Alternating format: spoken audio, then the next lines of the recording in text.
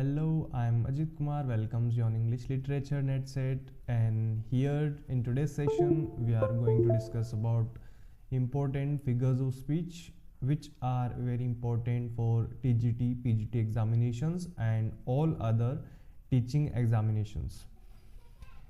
तो चलिए बात करते हैं फिगर्स ऑफ स्पीच के बारे में।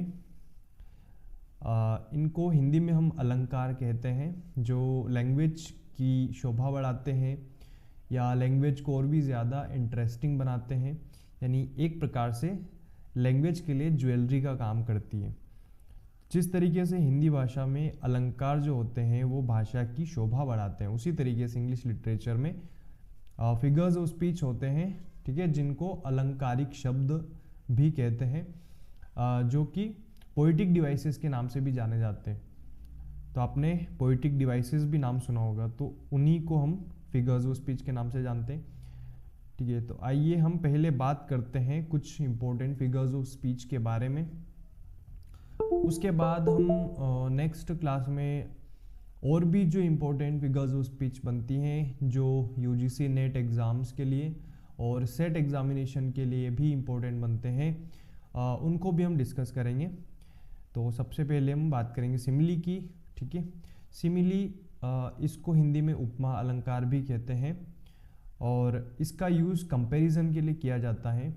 और कीवर्ड में यहाँ पर अगर हम देखें तो जब भी कंपैरिजन होगा तो उन सेंटेंसेस में आपको लाइक और एज लिखा हुआ मिल जाएगा। तो जहाँ पे भी कंपैरिजन की बात होती है वहाँ पर यदि सेंटेंस में लाइक या एज लिखा हुआ रहे तो वहाँ सिमिली होता है। सिमिली यानी उपमा अलंकार। For example, he is brave like अ लोयन, ठीक है, वो लोयन के जैसा ब्रेव है या लोयन की तरह ब्रेव है। तो यहाँ पर हमने लाइक का यूज़ किया है, तो यहाँ पर सिमिली होगा, ठीक है। सेकेंड एग्जाम्पल में, she shines as bright as the sun, यानी कि वो जितना तेज जो सूर्य होता है उतनी ही तेज वो शाइन करती है, उतनी ही ब्राइट जो है वो शाइन करती हैं जितना ब्राइट की सन होता है।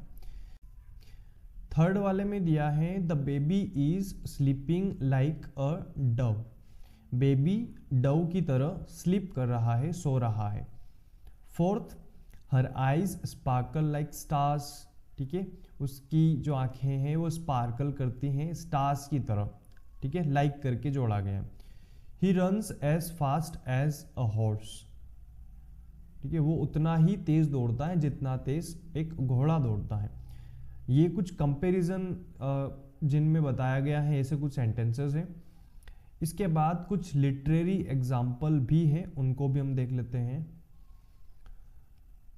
फर्स्ट वाला रॉबर्ट बर्न्स का ये एक वर्क है, अ रेड रेड रोज। इस वर्क से ये एग्जाम्पल लिया गया है कि my love is like a red red rose. तो यहाँ पर हम देख सकते हैं लाइक का यूज किया गया है कंपैरिजन के लिए, ठीक है। अगले वाले एग्जाम्पल में देखें तो ये विलियम वर्ड्सवर्थ की एक पोएम है, I wandered lonely as a cloud. तो इस पोएम से ये एग्जाम्पल लिया गया है। यहाँ पर एज का यूज़ किया गया है कंपैरिजन के लिए, जहाँ जो कि सिमिली को दर्शाता है, और आई का कंपैरिजन हुआ है क्लाउड से, ठीक है। तो यहाँ पर जैसे आई का कंपैरिजन क्लाउड से हुआ है, ठीक है, तो उसकी तुलना करने के लिए एज का प्रयोग हो रहा है। और जैसे लाइक होता तो तब भी यहाँ पर जो है सिमिली होता।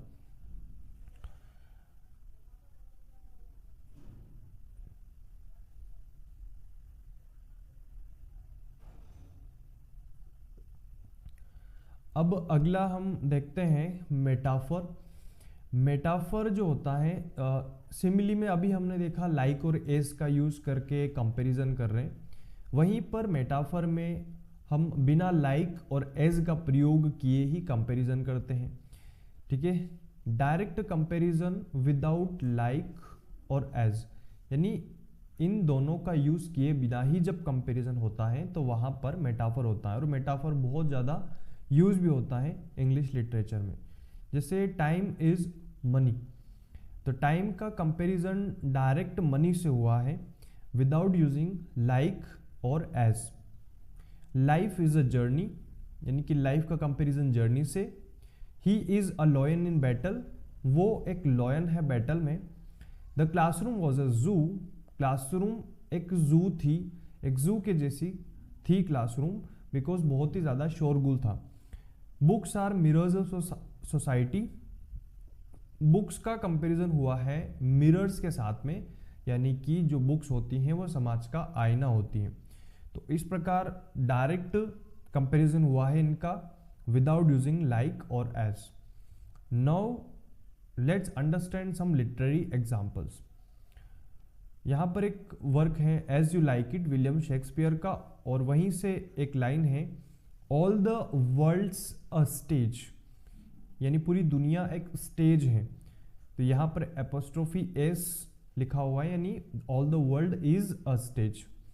नेक्स्ट एग्जाम्पल भी विलियम शेक्सपियर के एक वर्क रोमियो एंड जूलियट से लिया गया है। जूलियट इज द सन, तो जूलियट का डायरेक्ट कंपैरिजन सन से हुआ है। इसके बाद में अगला जो पोएटिक डिवाइस है, अगला जो फिगर्स है उस पीछे वो है पर्सोनिफिकेशन। पर्सोनिफिकेशन को हिंदी में हम कहेंगे मानवीकरण अलंकार, ठीक है। अभी जो मेटाफोर पढ़ा उसको हम हिंदी में रूपक अलंकार भी कहते हैं, और इसको हम कहेंगे मानवीकरण अलंकार, यानी कि मानव के गुणों का कंपैरिजन करना नॉन लिविंग ऑब्जेक्ट्स के साथ में। जैसे कि गिविंग ह्यूमन क्वालिटीज या giving human traits to non living things, ठीक है। ह्यूमन क्वालिटीज देना या ह्यूमन ट्रेट्स देना किन्हें? नॉन लिविंग थिंग्स को। जो ऑब्जेक्ट्स हैं जो नॉन लिविंग हैं, निर्जीव वस्तुएं हैं, उनको ह्यूमन क्वालिटीज ट्रांसफर करना। For example the wind whispered softly, तो विस्पर करना यानी धीरे धीरे कुछ बोलना, तो वाइंड सॉफ्टली बोलती है, लेकिन यहाँ पर वाइंड तो नहीं बोलती, बट कंपैरिजन किया गया है कि वो एक लो साउंड में या कम आवाज में वो बोलती है। The sun smiled at us, तो सन स्माइल तो नहीं करता है, बट फिर भी हम ऐसा बोल सकते हैं the sun smiled at us, यानी सूर्य ने मुस्कुराया हमारी ओर। Time waits for no one, समय किसी का इंतजार नहीं करता, तो यहाँ पर इंतजार करने के लिए कंपैरिजन हो रहा है बस, लेकिन यहाँ पर इंतजार टाइम कर रहा है, बट एक्चुअली में टाइम किसी का वेट नहीं करता, ये लिखा हुआ। The flowers danced in the breeze, breeze यानी जो हल्की हल्की हवा चलती है उसे हम ब्रीज कहेंगे। The flowers danced in the breeze. अगला है the moon hid behind clouds, जो मून है वो क्लाउड्स में छुप जाता है। तो ये कुछ पर्सोनिफिकेशन के एग्जाम्पल हैं। इसके बाद लिटरेरी एग्जाम्पल ये रहे। एमिली डिकिंसन का एक वर्क है because I could not stop for death, because I could not stop for death, ठीक है। यहीं से ये लाइन ली गई है, ही काइंडली स्टॉप्ड फॉर मी। तो फर्स्ट वाली लाइन लिखी हुई है because I could not stop for death, मैं डेथ के लिए नहीं रुक सकता था, इसलिए ही काइंडली स्टॉप्ड फॉर मी। ही मतलब कौन? डेथ। तो ही का कंपैरिजन डेथ से किया गया है यहाँ पर, और डेथ के लिए ही यूज किया गया है, ठीक है। Kindly stopped for me. इसके बाद next example, the world is too much with us, the world is too much with us. ये विलियम वर्ड्सवर्थ की एक पोएम है, और यहीं से ये लाइन ली गई है, the sea that bares her bosom to the moon. तो जो सी है that bares her bosom to the moon, यानी जो समंदर है, सी है, वो चंद्रमा के लिए अपनी छाती ओपन कर देता है। बॉजम यानी कि अपने आप को ओपन करना, अपनी छाती, अपना सीना फैलाना या उसे ओपन करना, ठीक है। तो यहाँ पर राइटर जो है कहना चाह रहा है कि उस मून लाइट में, चंद्रमा की रोशनी में जो समंदर है वो अपने आप को और भी ज़्यादा ओपन कर देता है उस मून लाइट के लिए। देन नेक्स्ट जो है वो है हाइपरबोल। हाइपरबोल का मतलब होता है अतिशयोक्ति अलंकार। यहाँ पर एक्सट्रीम एग्जाजरेशन की बात होती है किसी भी बात को एम्फेसाइज करने के लिए, किसी भी बात पर जोर देने के लिए या उस बात को और भी ज़्यादा एग्जाजरेट करने के लिए हम हाइपरबोल का यूज़ करते हैं। For example, I have told you a million times, I am dying of hunger, या this bag weighs a ton. Weighs यानी कि तोलना या मेजर करना, मापना। तो ये जो बैग है ये 1 टन इतना भारी है। शी क्राइड अ रिवर, उसने इतना रोया कि जैसे एक नदी भर जाए या एक नदी के बराबर उसने क्राई किया। He runs faster than the wind, वो वाइंड से भी ज़्यादा फास्ट है। उसके बाद मैकबेथ, ये जो वर्क है इससे एक एग्जाम्पल है। Will all great Neptune's ocean wash this blood clean from my hand. Will all great Neptune's ocean, कि क्या ये जो ओशन, नेपच्यून का जो ओशन है, क्या ये मेरे हाथों से जो ब्लड है उसे वॉश करेगा। मैकबेथ का एग्जाम्पल है। हालांकि ये एग्जाजरेटेड वे है, कहने का तरीका है। 10,000 saw I at a glance, Wordsworth की पोएम। Again, I wandered lonely as a cloud, वहीं से क्या 10,000 saw I at a glance, यानी कितनी बार मैंने देखा, यानी 10,000 10,000 बार देखा मैंने। ठीक है, ये कहने का तरीका है। एलिट्रेशन, इसे हिंदी में अनुप्रास अलंकार भी कहते हैं। यहां पर है repetition of initial consonant sound. जो कॉन्सोनेंट साउंड है इनिशियल, उनका रिपीटिशन। जैसे she sells sea shells by the sea shore. ठीक, बिजी बीज बज्ड, या वाइल्ड विंड्स वर ब्लोइंग। तो वाइल्ड और विंड्स, अगर 2 शब्द भी हैं तो वहां पे अलिट्रेशन होगा, यानी 2 वर्ड भी रिपीट हो रहे हैं ना, तो वहां पे भी अलिट्रेशन हो सकता है। स्वीट समर सनसेट, या Peter Piper pick the pack of pickled pepper, ये भी आपने पढ़ा होगा। इसके बाद कुछ लिटरेरी एग्जाम्पल्स हैं, जैसे द टेम्पेस्ट। टेम्पेस्ट का ये एग्जाम्पल है विलियम शेक्सपियर का एक वर्क है ये। फुल फैदोम 5 दाई फादर लाइज। तो फुल फैदोम 5 दाई फादर लाइज, तो इनमें हम एफ का रिपीटिशन देख सकते हैं। इसमें the fair breeze blew the white form flew. ठीक है, यहाँ पे भी रिपीटिशन है, फेयर ब्रीज ब्लू, तो ये बी और बी का रिपीटिशन है यहाँ पे, और यहाँ पर एफ और एफ का रिपीटिशन है। ठीक है, एस.टी. कोलरिज की ये पोएम है the rime of ancient mariner, ये इनका वर्क है। इसके बाद नेक्स्ट है ऑक्सीमोरन। ऑक्सीमोरन में 2 कॉन्ट्राडिक्टरी वर्ड्स एक साथ आपको देखने को मिलते हैं। 2 अलग अलग, कॉन्ट्राडिक्टरी मतलब दोनों एक दूसरे के अपोजिट होते हैं। जैसे फर्स्ट वाला डिफनिंग साइलेंस, ये आपने देखा होगा। साइलेंस यानी एकदम शांत होना, डिफनिंग यानी कि बहुत ही ज़्यादा लाउड, कि ऐसी आवाज़ जो आपको बहरा बना दे, एकदम से आप डीफ हो जाए। तो दोनों अपोजिट वर्ड है। बिटर स्वीट, बिटर यानी कड़वा हो गया, sweet. Living dead, open secret, ठीक है, डार्क लाइट, ये सारे ऑक्सीमोरन हैं। इसके बाद में कुछ लिटरेरी एग्जाम्पल, जैसे पार्टिंग इज सच स्वीट सोरो। तो ये दोनों जो वर्ड हैं स्वीट सोरो, ये दोनों अपोजिट है एक दूसरे के। यहां पर देखें तो ओ ब्राउलिंग लव, तो ब्राउलिंग लव, लव, ठीक है, लव अलग है और ब्राउलिंग अलग है, एक ये लगभग अपोजिट ही है। ब्राउलिंग का मतलब होता है पेनफुल या दुख भरा, और यहां पर देखें तो लविंग हैट, ये भी आपने पढ़ा होगा, एक तरफ लव है दूसरी तरफ हैट है, दोनों अपोजिट वर्ड है। तो इस तरीके से अपोजिट वर्ड होते हैं वहां पर ऑक्सीमोरन, या इसे हम हिंदी में विरोधाभास अलंकार भी कहते हैं। नेक्स्ट है आयरनी। आयरनी को हम कहेंगे व्यंग्य या व्यंग्य रचना। ठीक है, व्यंग्यात्मक भाषा का प्रयोग करना जिससे कि सेटायर क्रिएट हो, जिससे हास्य क्रिएट हो, जिसमें किसी की निंदा की जा रही हो। ठीक है, यहाँ पर आयरनी में क्या होता है, जैसा कहा जाता है ना वैसा मीनिंग नहीं होता है, यानी उसका अपोजिट मीनिंग होता है, opposite meaning of what is said.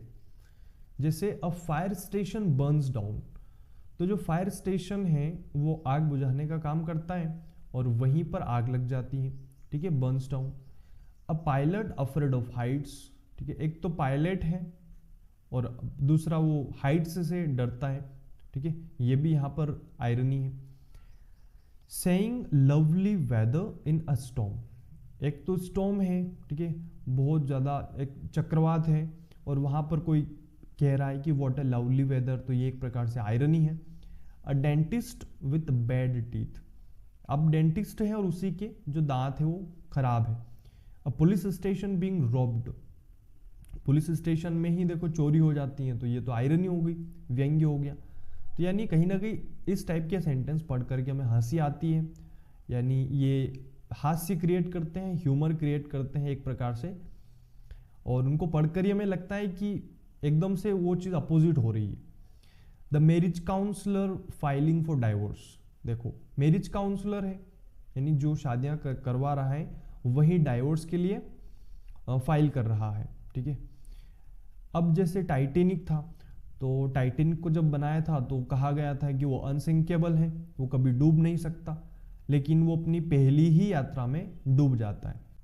अब कुछ लिटरेरी एग्जाम्पल्स अगर इनकी बात करें तो जैसे सोफोक्लस का एक वर्क है एडिपस रेक्स, ठीक है, एडिपस रेक्स सोफोक्लस का एक वर्क है, और इस वर्क में जो एडिपस कैरेक्टर है ये क्या करता है, अपने फादर को किल कर देता है, ठीक है, और उनका असासिन कर देता है, मर्डर कर देता है, और बाद में ही वो खुद ही जो होता है वो अपने फादर के मर्डर को ढूंढता रहता है, ठीक है, जबकि उसको ये चीज़ पता नहीं थी, वो इसके बारे में अनअवेयर था, ठीक है, unaware he himself is the culprit, यानी वो खुद ही दोषी था उस उनके असासिनेशन का, और उसके बाद में वो खुद ही उनके मर्डर को ढूंढता रहता है।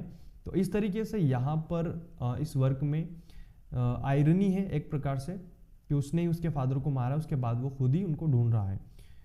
इसके बाद यहाँ पर विलियम शेक्सपियर का एक वर्क है जूलियस सीजर, इसमें भी आयरनी है, एक सेंटेंस है Brutus is an honourable man, ये सेंटेंस एक व्यक्ति बोलता है मार्क एंटनी, जूलियस सीजर्स का भी असासिनेशन हो जाता है, इनको किल कर दिया जाता है, उसके बाद में मार्क एंटनी एक स्पीच दे रहे होते हैं और उसमें वो बार बार ये बोलते हैं Brutus is an honourable man, और जब इसको बार बार वो रिपीट करते हैं तो एक तरीके से यहाँ पर आयरनी हो जाती है कि वो कुछ और कहना चाहते हैं कि ऑनरेबल नहीं है, ठीक है, ब्रूटस जो है वो ऑनरेबल नहीं है, वो ये कहना चाहते थे। तो इस तरीके से कुछ सेंटेंसेस होते हैं जहाँ पर आयरनी होती है और यहीं पर सरकैज़म भी होता है, ठीक है, यहाँ पर हम सरकैज़म भी बोल सकते हैं, सरकास्टिकली कहना या व्यंग्यात्मक तरीके से कोई बात कहना, ठीक है। इसके बाद है ओनोमेटोपोइया, ओनोमेटोपोइया भी एक पोएटिक डिवाइस है, इसमें जो नेचुरल साउंड्स होते हैं ये जब प्रोड्यूस होते हैं या जब नेचुरल साउंड का कहीं पर जिक्र आता है तो वहाँ पर ओनोमेटोपोइया होता है। नेचुरल साउंड, बस ये ध्यान रखना है, words that imitate natural sounds, ऐसे शब्द जो नेचुरल साउंड्स को इमिटेट करते हैं, जैसे बज़ करना, बैंग, स्प्लैश या टिक टॉक या म्याऊ, इस तरीके से जो नेचुरल साउंड है बर्ड्स के, पक्षियों के या किसी भी ऑब्जेक्ट्स के, किसी भी चीज़ के अगर नेचुरल साउंड है तो वहाँ पर ओनोमेटोपोइया होता है। जैसे कि the mourn of doves in immemorial M and murmuring of innumerable बीज, तो जैसे मौन है तो ये डव की आवाज़ को बता रहा है कि जो डव्स होती हैं वो मौन करती हैं दुख की वजह से या दुख के मारे वो चिल्ला रही होती हैं, बोल रही होती हैं। इन मेमोरियल एम्स, इन मेमोरियल यानी कि बहुत ही पुराने जो पेड़ हैं, एम्स ट्री होते हैं, पेड़ होते हैं, उनको बोला गया। तो बहुत सारे जो पुराने पेड़ हैं उनमें वो डव्स वो आवाज़ कर रही हैं। इसके बाद मर्मरिंग ऑफ इनन्यूमरेबल बीज, यानी कई सारी जो मधुमक्खियाँ हैं वो भी आवाज़ कर रही हैं मर्मरिंग की, यानी कि भिनभिनाने की। तो ये किनकी पोएम है, अल्फ्रेड लॉर्ड टेनिसन की, वहाँ से ये सेंटेंस लिया गया है, कम डाउन ओमेड। इसके बाद अगला है एपोस्ट्रोफी। एपोस्ट्रोफी ये भी बहुत इंपॉर्टेंट है। एपोस्ट्रोफी में हम एड्रेस करते हैं, एड्रेस यानी कि संबोधित करना, किसी का नाम लेना या फिर उसका नाम लेकर के उसे संबोधित करना। अब कोई ऐसी चीज़ें संबोधित करना जो एब्सेंट है, जो डेड है या नॉन लिविंग थिंग है।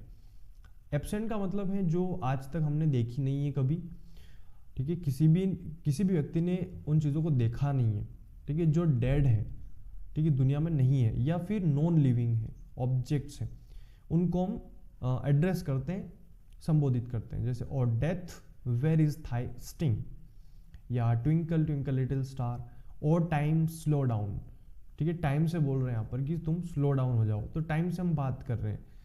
तो ये इस तरीके से जो सेंटेंस होते हैं, जैसे ओ गॉड हेल्प मी या ओ नेचर बी काइंड, तो ये नॉन लिविंग चीज़ें हैं और इनको हम एड्रेस कर रहे हैं। जैसे for example ode to west wind एक पोएम है पर्सी बीशे शैली की, यहाँ से एग्जाम्पल है O wild west wind thou breath of autumn's being. तो ये जो वेस्ट विंड है इसको कहा गया है वाइल्ड वेस्ट विंड, ठीक है। तो वाइल्ड वेस्ट, वाइल्ड का मतलब यहाँ पर बहुत तेज हवाएं चल रही हैं और उन हवाओं से राइटर कहते हैं कि तुम इस ऑटम की सांसें हो, दो यानी तुम ब्रेथ ऑफ ऑटम्स बीइंग, ये जो ऑटम है इस ऑटम की आत्मा हो तुम, उन हवाओं को रेफर करके बोलता है। और अगले एग्जाम्पल में मिल्टन को रेफर किया गया, Milton thou shouldst be living at this hour, कि तुम्हें अभी जिंदा होना चाहिए था यहाँ इस घंटे या इस पल, दिस ओवर का मतलब है इस पल या इस समय। और ये लंदन वाली जो पोएम है उनकी 1802 में आई थी विलियम वर्ड्सवर्थ की, वहाँ से लिया गया, ठीक है। 1802 से पहले वो काफ़ी टाइम पहले रेस्टोरेशन टाइम में ही मिल्टन की डेथ हो गई थी 1674 में, तो वर्ड्सवर्थ बाद में ये सेंटेंस लिखते हैं। देन रिपीटिशन तो बहुत आसान है, रिपीटिशन भी एक प्रकार का पोएटिक डिवाइस है जिसमें वर्ड बार बार रिपीट होते हैं। जैसे नेवर, नेवर गिव अप, या अलोन अलोन अलोन, या run run as fast as you can, stop stop stop, इस तरीके से वर्ड है। जैसे ये the rime of ancient mariner का एक example, alone alone all all alone.